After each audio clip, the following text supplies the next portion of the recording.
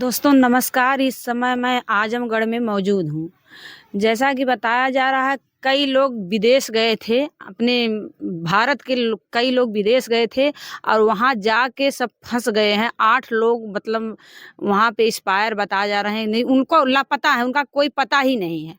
और ये राकेश यादव जो है ये वहाँ से वापस आए हैं। इनसे थोड़ा-सा हम जानने का प्रयास करेंगे कि भैया जी कैसे-कैसे वहाँ से निकल के बाहर अपने इंडिया में आ गए। भैया पहले आप अपना शुभ नाम बताइए। मेरा नाम राकेश यादव है, जो ग्राम भीमसेनपुर का रहने वाला हूँ। थाना रानी की सराय है, ज़िला आजमगढ़।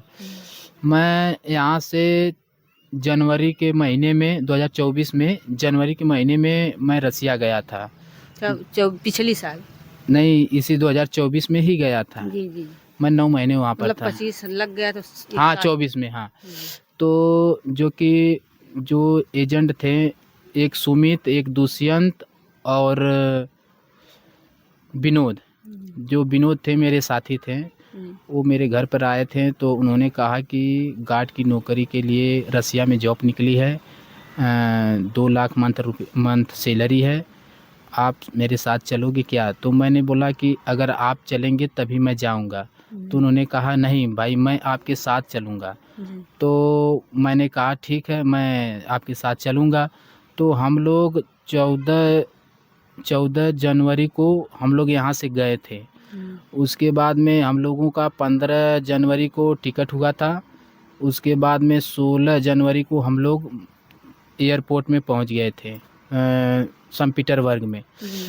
तो संत पीटर्सबर्ग पहुँचने के बाद हमें वहाँ पर रोका गया। वहाँ के कुछ क्या बोलते हैं उनको, कुछ अधिकारी लोग थे वहाँ पर। तो उन्होंने कहा कि आप लोग कहाँ जा रहे हो? तो हम लोग बोले कि हम लोग यहाँ पर घूमने के लिए आए हैं। तो उसके बाद में वहाँ पर हमें रोक लिया गया और हमारा बायोडाटा चेक हुआ मोबाइल में। उसके बाद में फिर हमें एक रात वहाँ पर रोका गया। तो जो वहाँ पर दुष्यंत थे, उनसे विनोद भाई की बातें हुई। तो उन्होंने कहा कि आप लोग धैर्य रखिए। विनोद जी भी आपके साथ गए थे? हाँ, विनोद जी भी हमारे साथ में गए थे। उनको भी नहीं पता था कि उनको एक जरिया बनाया जा रहा है। तो उसके बाद में विनोद ने उनसे बातें की। तो उन्होंने कहा कि आप घबराइए मत, आपको एयरपोर्ट से जल्दी हम लोग निकालेंगे। तो एक रात रुकने के बाद हम लोगों को 17 जनवरी को बाहर निकाला गया। उसके बाद में जब बाहर निकले तो हम लोगों का ब्लड चेक हुआ। ब्लड चेक होने के बाद हम लोगों का अकाउंट नंबर खुला। अकाउंट खोलने के बाद जो कि एटीएम अपने पास उन लोगों ने रख लिया था। अच्छा, एटीएम निकल जो मिला आप लोगों को, अकाउंट आपका खुला और एटीएम उन लोगों के पास चला गया? हाँ, वो एटीएम उनके पास, क्योंकि उन्होंने कहा था कि जो पैसे हम निकालेंगे आपका, वो आपके घर हम भेजेंगे पैसे। तो हमने कहा कि ठीक है। तो उन्होंने यह बोलकर एक वीडियो भी बनाई थी हमारे साथ में। उन्होंने कहा था कि आप इतना वीडियो में बोलिए कि हम अपने स्वेच्छा अनुसार आपको, मतलब सुमित भाई को एटीएम दे रहे हैं और ये एटीएम लेने के बाद ये पैसा निकाल कर हमारे घर पे पैसा भेजेंगे। देखिए भैया, एक बड़ी बात है। इनको एक तो लिवा गए झूठ बोल के, दूसरे इनका एटीएम, और इनसे वीडियो भी बनवा लिए कि ताकि कोई अगर हम पैसा इनका निकाल ले, कुछ करें इनके पैसे से, हम फंसे ना, ये खुद कह दिए हैं। इसीलिए वीडियो बनाया गया और ये इनसे एटीएम भी लिया गया, इसलिए इनको पैसा भी नहीं मिला। पैसे तो हमें अभी मतलब 20-30 हज़ार रुपये या 40 हज़ार के करीब में मिला था। उसके बाद में सारा पैसा वो लोग निकाल लिए हैं। वो खुद ही निकाल लिए हैं और खुद ही अपने काम में यूज कर रहे हैं लोग। और जितने भी हमारे ग्रुप के लड़के गए थे, सबका एटीएम उन्होंने लिया था। अच्छा, कितने लोग आपके साथ गए थे? हमारे लोग 6 लोग गए थे। हम लोग आपके साथ 6? जब हमारा अकाउंट खुलने के बाद तब हम लोग एक रसिया भाषा में लिखा हुआ था, एग्रीमेंट पेपर था। तो हमने उस पर साइन, हम लोगों को साइन उस पर करवा रहे थे। अच्छा, 13 लोग सब आजमगढ़ के ही थे? नहीं, हम आजमगढ़ के 9 लोग थे। 9 लोग आप? जी, जिसमें से सिर्फ मैं ही एक अकेला आया हूँ। वापस आया हूँ। एक कन्हैया यादव थे, उनकी डेथ हो चुकी है वहाँ पे, जो कि उनकी बॉडी भी 6 महीने बाद आई। जी, 6 महीने बाद आई थी, क्योंकि वो रसिया में ही शहीद हो गए थे। हॉस्पिटल में उनकी डेथ हो गई थी। तो उसके बाद में जब हम लोग जब सिग्नेचर करने गए थे तो उनसे हमने पूछा कि ये क्या इस पर लिखा हुआ है। तो उन्होंने कहा कि ये आप जो गार्ड की नौकरी करने आए हैं एयरपोर्ट पे या मेट्रो में आपकी ड्यूटी लगेगी, ये उसी चीज़ का कागज़ है। तो हमने साइन कर दिया। करने के बाद हम लोगों को 1 हफ्ते वहीं पर रोकने के बाद फिर हम लोगों को 15 दिन की ट्रेनिंग के लिए आगे भेज दिए। अच्छा भैया जी, ये बताइए जो कन्हैया जी थे उनको कुकिंग में आप कह रहे हैं कि आपको किस में लिया यहाँ से ले जैसे यहाँ से जितने लोग गए थे सबको अलग अलग काम बताकर लेकर गए थे। उसके बाद में जैसे हमको कुछ और बता दिए, उनको कुछ और बता दिए, सबको उन्हें कन्हैया जी को कुकिंग में लिवा गया। हाँ, उनको कुकिंग में बोल कर लेके गए 20 थे। दिन बताए थे, वो 20 दिन का ट्रेनिंग दे के उन्हें लड़ाई में भेजा गया। जी, 20 दिन का उनको ट्रेनिंग दिया गया था। नहीं 20 दिन की नहीं, 15 दिन की ट्रेनिंग। अब आपको जैसे सबको 15 दिन की ही ट्रेनिंग दी गई थी। अच्छा।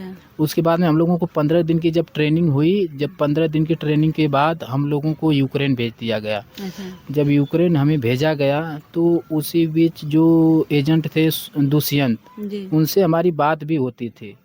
तो जब उनसे हमारी बात होती थी तो उनसे हमने कहा कि भैया हमें कहाँ लेकर जा रहे हैं। तो उन्होंने कहा कि देखिए, जो आप लोग एयरपोर्ट या मेट्रो के काम के लिए आए थे वो काम नहीं हुआ है। आप लोग बंकर काम करेंगे या गाड़ी बम सम लोड करने का काम करेंगे वही। अच्छा भैया जी, आपकी बात को काट रहे हैं। कन्हैया जी को जैसे जो पेमेंट मिला था बता रहे थे कि उनको लिवा गया 2 लाख, मतलब 1,95,000 पे सैलरी पे यहाँ पे से गए थे वो।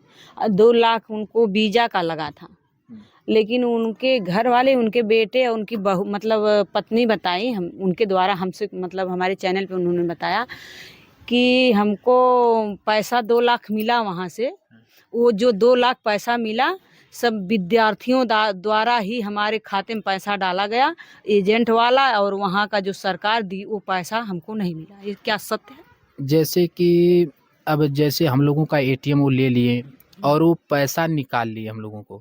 तो जो विद्यार्थी इंडियन वहाँ पर पढ़ते हैं रसिया में, उन जैसे कि उनको रसिया का पैसा चाहिए और हमें इंडिया का पैसा चाहिए, तो वो लोग उसी में कन्वर्ट कर देते थे।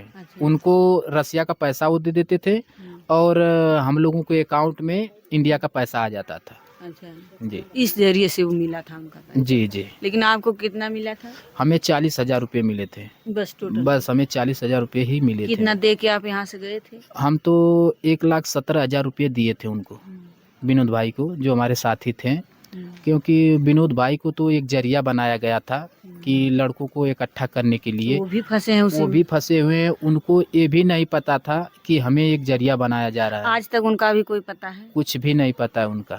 तो उसके बाद आपको क्या हुआ? आपको वहाँ से लिया गया लड़ाई? जब वहाँ पे से लेकर गए तो हमें तब उन्होंने कहा नहीं, आपको बंकर वंकर खुदाया जाएगा, आपको गोली वोली नहीं चलवाया जाएगा। तो हमने कहा ठीक है। तो वहाँ पर हम गए तो 1-2-3 महीने हम वहाँ पे जो कि बंकर का काम, गाड़ी लोड करना, यही काम किए हम वहाँ पे। उसी दौरान हम लोगों को उसी बीच में ट्रेनिंग भी होती थी हम लोगों की। उसके बाद में फिर पता चला कि हमें अब आगे जाना होगा। 2-3 महीने बाद हम जब बीत गया तो पता चला कि आपको आगे भेज रहे हैं। तो हमने कमांडर से बात किया कि हम लोग आगे कहाँ पर जा रहे हैं। कमांडर ने बताया कि जैसे काम यहाँ पर कर रहे हो उसी तरह काम वहाँ पर भी करना होगा। अब हमें वहाँ पे तो पता नहीं था कि हमें युद्ध में भेज रहे हैं। तो उसके बाद में जब वहाँ से लेकर गए, उसके बाद में जब सुदोहा गांव, वहाँ एक सुदोहा गांव पड़ता है जो क्या बोलते हैं, यूक्रेन का हिस्सा था पहले, इस समय रसिया का हिस्सा है। तो उसके बाद में जो कि जब हम वहाँ पर गए तो वहाँ पर हमें 1 हफ्ता खाना पीना सही से मिला। फिर वहीं पर हम लोग रुके रहे। उसके बाद में वहाँ से फिर आगे लड़ाई में जब लेकर जाने लगे तो रात में हमें वहाँ से लड़ाई में लेकर गए। रात में आपको लड़ाई? हाँ, रात में लेकर गए कि पता न चले कि किधर से हम कहाँ पर जा रहे हैं, किधर लेकर जा रहे हैं। तो उसके बाद में जब हमें वहाँ पे आगे लेकर गए तो ड्रोन अटैक, रॉकेट अटैक, सब देखने को मिला वहाँ पर। जी। जाने के बाद जबकि आप इंडिया में कभी देखे भी नहीं थे। कभी नहीं देखे थे, इंडिया में कहाँ देखने के लिए मिलता है। तो उसके बाद में जब हम वहाँ पर पहुँचे तो रात में हम लोगों को वहाँ पर उतार दिया गया। उन्होंने कहा कि अब आपको यहाँ से सोल्जर लोग आगे लेकर जाएंगे। तो वहाँ से हम लोगों को जब उतार कर गाड़ी पीछे चली आई तो हम लोग एक 4 से 5 किलोमीटर पैदल ही चले हम लोग। उसके बाद में जब जब रॉकेट गिरना चालू हुआ तो हम लोगों को बंकरों में भागने के लिए कमांडर आदेश दे देता था कि आप लोग कमांडर में अथवा बंकर में छिप जाओ। तो हम लोग बंकर में छिप जाते थे। उसके बाद में वहाँ पर बहुत सी सारी लाशें पड़ी होती थी। अच्छा। कि अब वो रसिया की थी कि इंडियन की थी, मतलब कोई नहीं देख पाता था उसको। मतलब एक प्लास्टिक में भरकर लोग एक साइड में फेंक देते थे। मतलब उसका कोई वहाँ पे वो नहीं होता था, जांच उच नहीं होता था? नहीं, जब कहाँ का है, कौन है, कैसे? जब कोई अगर घर का कोई मुद्दा उठाता है तब वो लाशें पीछे किया जाता है, मतलब हॉस्पिटल में लेकर आते हैं, उसको लाश को रखते हैं। फिर जब घर से कोई खबर जाएगी तब जाकर लाश को फिर वापस भेजते हैं बॉडी को। हाँ, जब तक घर वाले नहीं कुछ करेंगे तब तक वहाँ उसी तरह से फेंका रहेगा। उसी तरह फेंका रहेगा, क्योंकि वहाँ पर ज़्यादा से ज़्यादा ठंड पड़ती है, बॉडी कुछ डैमेज होगी नहीं, इसीलिए। तो भैया, तो फिर आप लड़ाई में कैसे कैसे आपको वहाँ पे गोली वोली लगा? हम जो कि एक रसियन था जिसकी पैर उड़ गया था। अच्छा। तो उसके बाद में उसे हम लोग बचा कर लेकर 8 लोग लेकर भाग रहे थे उसको। अच्छा, आप उसको बचाने के लिए लेके भाग रहे थे? तो तभी यूक्रेन वाले ने हमें घेर लिया था, जो ड्रोन अटैक होता है उससे हमें घेर लिया था। तो हम 8 लोग, जो कमांडर था वो तो पहले ही छोड़कर भाग गया था, और जो 8 लोग हम लोग थे इधर उधर भागना चालू किए। जो योगेंद्र भाई थे, जबकि भैया कमांडो को तो पहले नहीं भागना चाहिए, पहले अपने सेना को बचाना चाहिए, लेकिन कमांडो आपको छोड़ के भाग गए। तो ये इंडिया में होता है, हर जगह नहीं होता है। क्योंकि जब लड़ाई में कोई जाता है तो जाने सबकी प्यारी होती है। ये नहीं कि नहीं हमारी जान हमको नहीं प्यारी है। लेकिन हमारे भारतीय कमांडो तो पहले अपने सेना को बचाते हैं। तो हमारी भारतीय कमांडो जैसा वहाँ पर कोई नहीं है। तो उसके बाद में जब ड्रोन अटैक होने लगा तो हम और योगेंद्र यादव, जो कि योगेंद्र भाई ही हमारी जान बचाए थे। अच्छा। क्योंकि अगर वो नहीं बताते कि ये यूक्रेनियन ड्रोन है तो शायद हम नहीं रहते। लेकिन इस समय वो योगेंद्र भाई का आता पता कुछ नहीं पता चल रहा है इस समय। घर वाले रो भी लग रहे हैं जी। तो उसके बाद आपका क्या हुआ?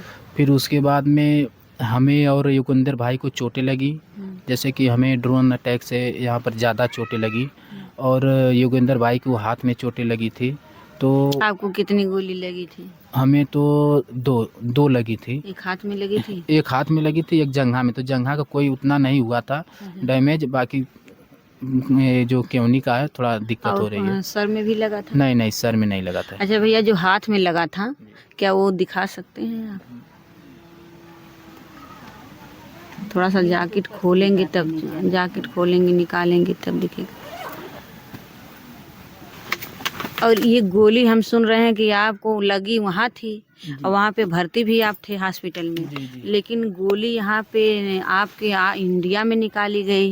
इंडिया के जैसे कि वहाँ पर जब किसी को भी गोली लग जाए, बम लग जाए, तो वो लोग वहाँ पर निकालते नहीं थे। अच्छा। क्योंकि ज़्यादा से ज़्यादा वहाँ इंजेक्शन ही देते थे। अच्छा, कितने देर में वहाँ पे आप भर्ती थे? हम वहाँ पे 3 से 4 महीने भर्ती थे। 4 महीने तक आपकी गोली आपके हाथ में रही। देखिए भैया, थोड़ा सा इस कैमरा को आप लोग नज़दीक से दिखाइए। यही भैया जी के हाथ में ये गोली लगी है, यही गोली का निशान है। ये गोली वहाँ पे 3-4 महीने ये भर्ती थे हॉस्पिटल में, लेकिन यहाँ से गोली नहीं निकाला गया। हमारे आजमगढ़ के डॉक्टर, मशहूर डॉक्टर, कौन डॉक्टर? तिवारी नहीं, हड्डी हॉस्पिटल त्रिपाठी। क्या नाम? त्रिपाठी, आर के त्रिपाठी जी, आरवी आजमगढ़ के। हाँ, त्रिपाठी जी हैं। वही जो है इनके हाथ से हड्डी से जो है गोली निकाले। 3 महीना वहाँ थे। 3 महीना के बाद जब इंडिया में आए तो इनकी जांच हुई होगी, तब जाके यहाँ जो डॉक्टरों ने निकाला। जी। तो मैंने ऐसे ऐसे डॉक्टरों को मैं धन्यवाद देना चाहती हूँ कि जो कि 3 महीने के बाद भी देखो पॉइजन नहीं फैलने दिए और ऑपरेशन करके ऑपरेशन में सक्सेस हुई, गोली को बाहर निकाले। जी, और जो कि जब हम चोटिल हो गए थे, तो जब हम हॉस्पिटल में, हमें वहाँ पे 7 हॉस्पिटल में ट्रांसफ़र किए थे। तो ट्रांसफ़र करने के बाद जब हमें पता चला कि जो आपको चोट लगी है, वहाँ की सरकार आपको 30 लाख रुपए दे रही है।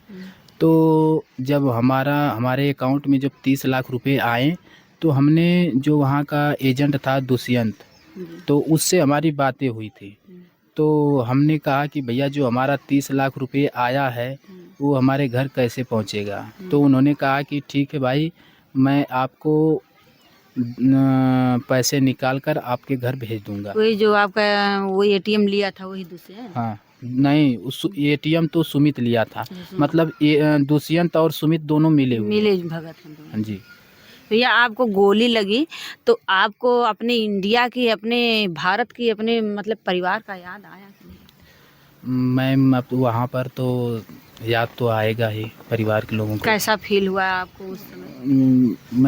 मैं वो बयान नहीं कर सकता कि कैसा फील हुआ था वहाँ पर, क्योंकि बहुत बुरी स्थिति थी वहाँ पर। तभी तो आप, जैसे कि आप हमारे भारतवासियों को, जो हमारे भारत के व्यक्ति फंसे हैं उनके परिवार के लिए तो थोड़ा तो बता सकते हैं। बस मैं सरकार से यही गुजारिश करना चाहता हूँ कि जो भी मेरे इंडियन भाई फंसे हुए हैं उनको जल्द से जल्द वापस बुलाया जाए, और जो एजेंट उनका पैसा खा रहे हैं उनसे उनका पैसा और मुआवजा दिलाया जाए। इस एजेंटों के ऊपर आप क्या कहना चाह रहे हैं, जो फंसाते हैं ले जाके अपने भारतवासी, जबकि वो एजेंट भी तो भारत के ही रहते होंगे? जी, वो भी एजेंट भारत की ही है। जी, तो उनके लिए आप क्या कहना चाह रहे हैं? क्योंकि देखिए, जैसे कि मैं ये कहना चाहता हूँ लोगों से कि ऐसा गलत काम मत करिए, क्योंकि जो भी बच्चे जाते होंगे वो तो गरीब परिवार से ही बिलोंग करते हैं, और जो कि उनकी हाय उनको इतना लगेगा कि उनको भरना तो पड़ेगा। बस मैं यही कहना चाहता हूँ। देखिए भैया जी, जो ये बता रहे हैं सही बता रहे हैं। जब गरीब परिवार पैसे के लिए अपने रोजगार में जब नहीं चला पाते हैं, तभी कोई अगला कदम उठाता है और गरीबों को ही फंसाया जाता है, जबकि वो इंडियन वो भी रहे होंगे जो ले जाते हैं एजेंट लोग, वो भी तो इंडियन है, लेकिन उनको थोड़ा सा रहम, थोड़ा सा दर्द नहीं आ रहा है इस भाइयों को फंसाने में। आप इस पे अब क्या कहना चाहेंगे?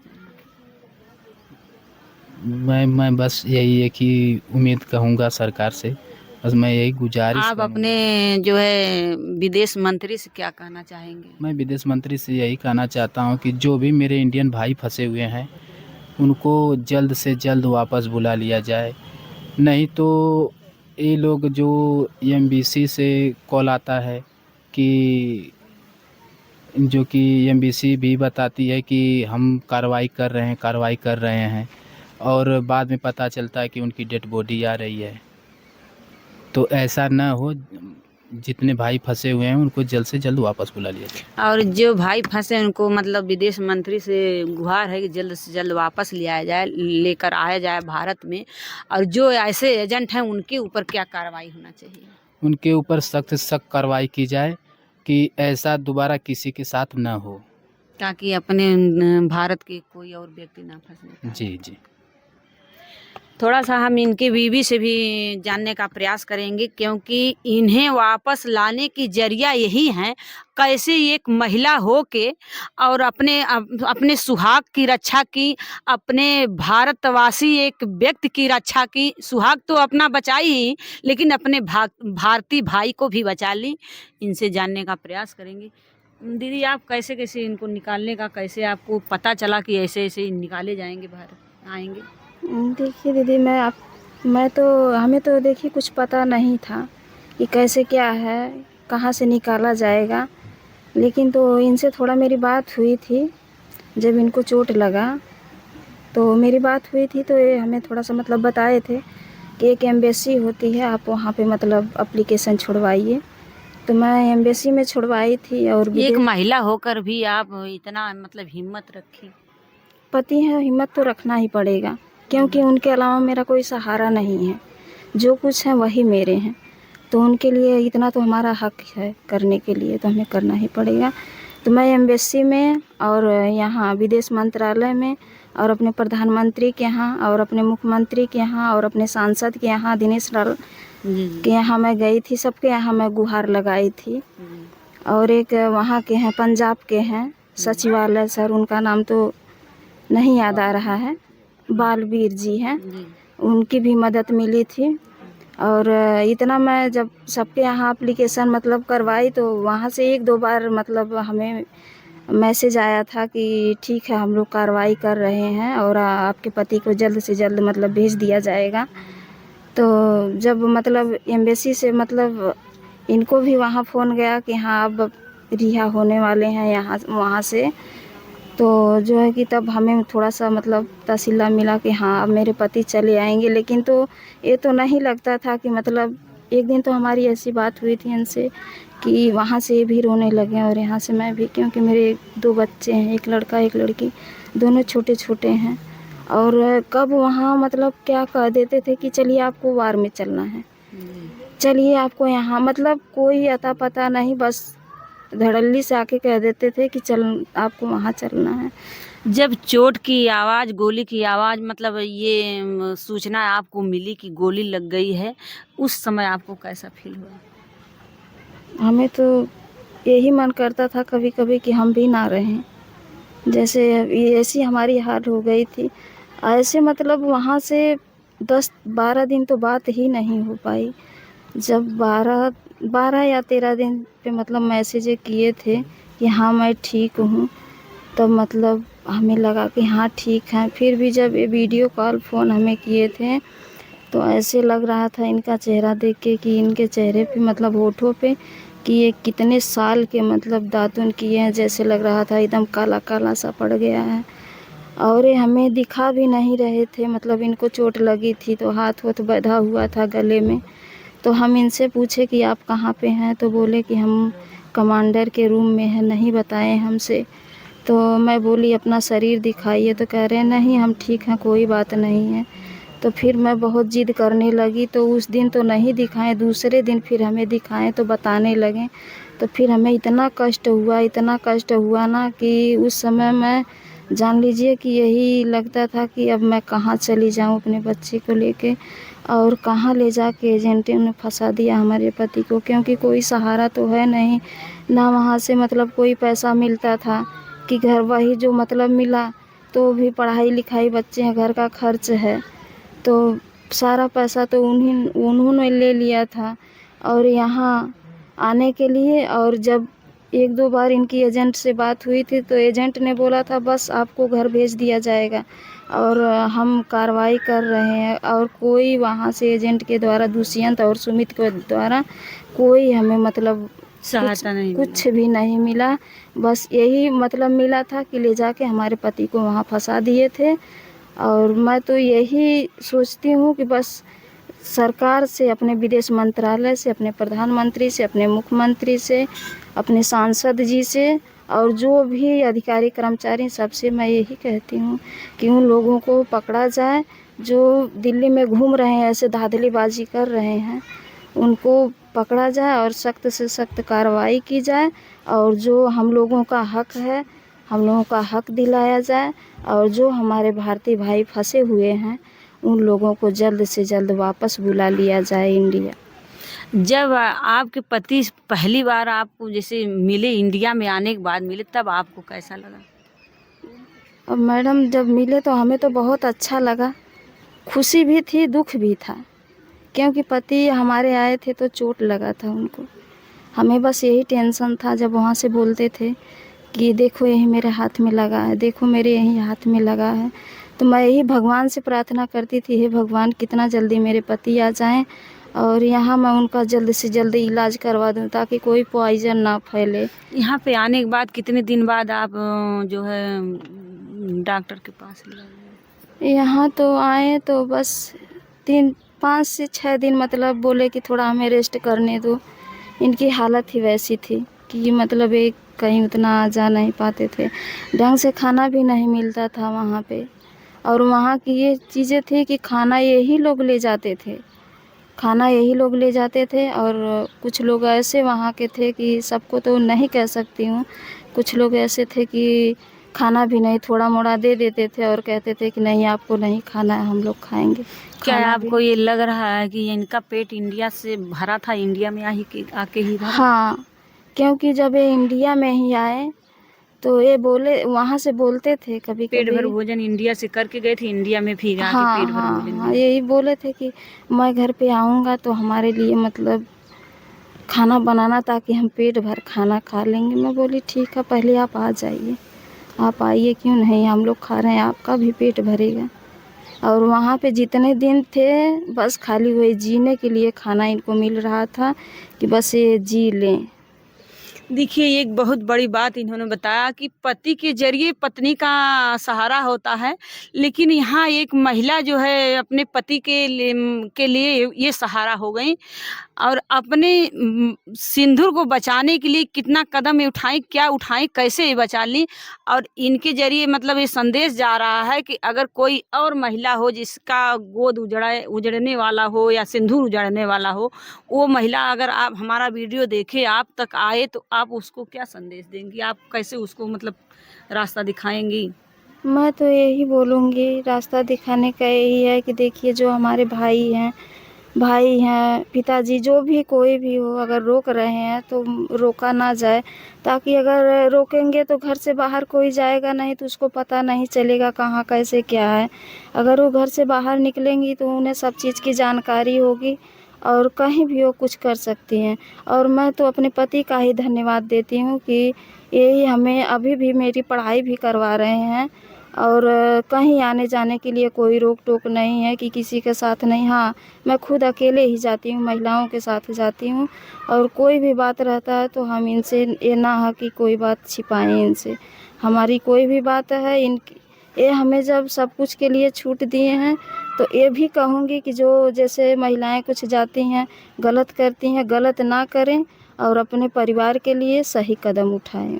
देखिए, इन्होंने बहुत बड़ी बात बता दी कि एक महिला को उसका पति और उसके माँ, पिताजी, भाई, बंधु अगर गांव के हों से हैं तो उन्हें छूट दिया जाए और उनका हक जो है, जो उन्हें देश में मतलब जैसे आप लोग घूम रहे हैं, देख रहे हैं, देश विदेश तक हर सूचना को, हर चीज़ को जान रहे हैं, वैसे महिला को भी जानना चाहिए। क्योंकि अगर ये जानेंगे नहीं तो आज अगर ये नहीं घर से बाहर ना जाती और ना ही अपने पति को विदेश से देश लाने में सहायता कर पाती। और इनका ये भी कहना है, सही कहना है कि अगर छूट मिल रहा है तो सही रास्ते पे चलिए, गलत रास्ते पे ना चलिए, ताकि और महिलाओं को ऊपर उनके आंचल में कोई दाग ना लगने पाए। एक महिला अगर गलत करती, एक लड़की गलत करती, हर महिलाओं के ऊपर जो है गलत संदेश जाता, हर महिलाओं के ऊपर रोक लग जाता। इसलिए आप लोग भी दूसरे को भी ना इस तरह करिए कि अपने करके दूसरे को भी रोक लगाइए। मेरे कहने का मतलब दीदी ये सवाल था, जो आप जैसे जो लोग फंसे हैं, अगर नहीं जान रहे हैं कैसे देश विदेश से देश में लाया जाए, अगर आपसे आए वो आपसे राय लेने के लिए, तो आप उनको कैसा क्या रास्ता दिखाएंगे? मैं तो यही उन लोगों को रास्ता बताऊंगी कि आप जैसे आप निकाली इनको वैसे वैसे भी। हाँ, तो पहले देखिए वहाँ मैं तो यही कहूँगी कि अपने मुख्यमंत्री के यहाँ, प्रधानमंत्री के यहाँ और विदेश मंत्रालय में और एम्बेसी में ये लोग मतलब अपना एप्लीकेशन डालें और एम्बेसी में बात करें और जो है कि इसी तरह वो लोग निकाल सकती हैं अपने पति को। जी, एक सवाल भैया जी से और करेंगे। भैया जी ये बताइए कि जैसे आप छूट दिए थे, आपकी पत्नी आपको बाहर निकाली, ऐसे हर महिलाओं, हर बेटियों के ऊपर आप क्या कहना चाहते? मैं हर महिलाओं और हर लड़कियों को यही कहना चाहता हूँ कि अपने पति का विश्वास पहले जीतें। अगर विश्वास आप जीत ले रही हैं तो आपका पति आपको नहीं रोकेगा, कहीं बाहर जाने के लिए, कहीं पर भी जाने के लिए नहीं रोकेगा वो। जी, मान लीजिए जो लोग रोक रहे हैं उनके लिए आप क्या कहना चाहेंगे? नहीं तो वो लोग न रोकें करके, क्योंकि अगर वो महिलाएं बाहर जाएंगी तभी तो कुछ सीखेंगी, कुछ जानेंगी कि कहाँ पर जाने पे क्या होता है, कहाँ पर जाने से नहीं कुछ होता है, तो कुछ तो सीख मिलेगी उनको बाहर जाने से। देखिए भैया जी भी सही कह रहे हैं, ये सही है, सत्य है। अगर अपने परिवार का मगर दिल जीतेंगे, सही रास्ते पे चलेंगे, तभी परिवार से छूट मिलेगा। अगर परिवार से छूट मिल रहा है तो उनका मान सम्मान बचा के रखिए।